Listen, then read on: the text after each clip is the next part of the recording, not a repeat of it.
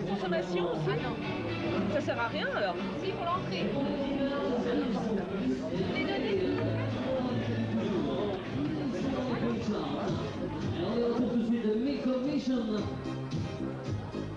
Titre de la chanson I'll Bother You.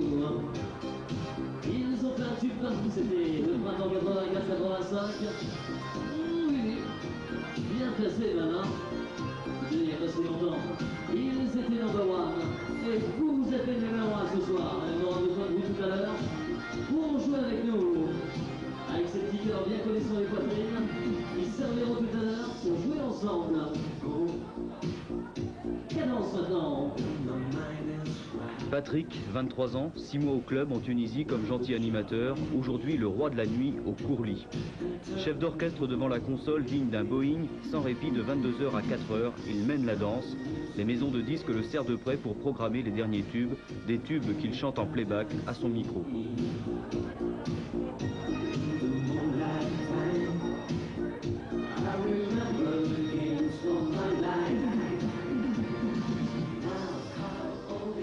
Le micro, c'est important.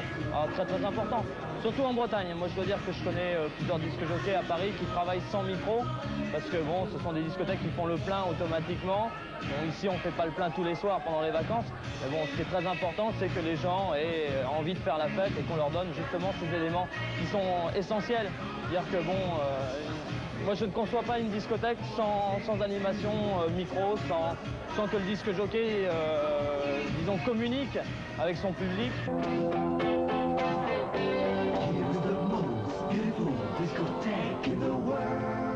Quel est le choix de votre musique? En fonction de quels critères vous le faites? Disons qu'on est une grosse discothèque, vu le nombre de gens qui peuvent la fréquenter un samedi soir, un vendredi soir. Et je crois qu'il faut rester dans un créneau assez commercial. C'est-à-dire qu'une petite discothèque peut plus facilement choisir un créneau branché, comme on dit. C'est-à-dire un créneau new wave, hard rock, reggae. Alors que nous, on est obligé quand même, si on veut avoir du monde, de rester dans un créneau assez commercial. C'est-à-dire passer des tubes, passer du hit, passer des vidéoclips connus, des choses comme ça.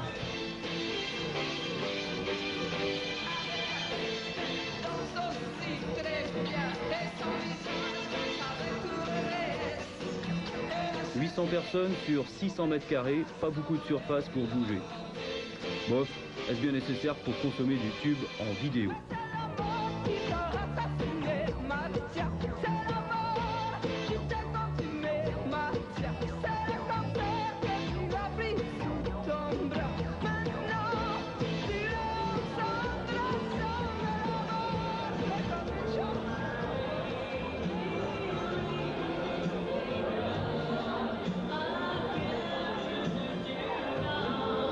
Monsieur 215 est demandé à la sonnerie, merci. Monsieur 215.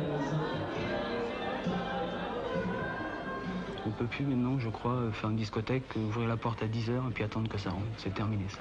Maintenant, il faut aller chercher les gens en leur proposant des animations. Je crois que les gens n'ont pas un budget très élevé niveau dépenses en discothèque. Ils aiment les loisirs, donc ce que j'appelle les petits loisirs, les loisirs pas trop chers. Mais il faut quand même qu'ils s'amusent. Il faut que ce soit la joie, il faut que ça s'éclate. Je crois que le Courlis en 85, c'est la joie. Ça s'éclate de tous les côtés et puis les gens sont contents. En moyenne, par personne, quel est le prix moyen d'une soirée ici? Ouais, ça peut varier suivant les soirées. Bon, prix moyen par soirée, on fait les entrées à 30 francs. La moyenne de consommation, c'est 30 francs.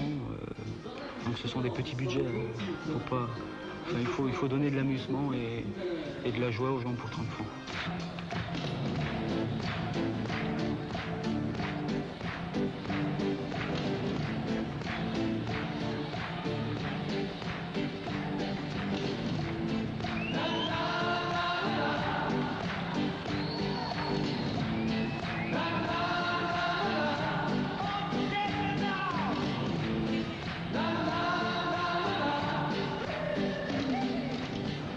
Quand vous faites taper dans les mains 800 personnes, est-ce que vous n'éprouvez pas un sentiment de puissance quelque part? Si, certainement. Manipulateur? Non, peut-être pas manipulateur. Mais disons que quand on a l'envie de faire s'éclater les gens et que les gens en face répondent, c'est un plaisir immense à l'intérieur de soi-même. Quand on est dans le bain, c'est une sorte de magma qui est en fusion. Les gens ont envie de s'amuser, nous on a envie de les faire s'amuser. Puis à ce moment-là, c'est là que ça frappe très très fort.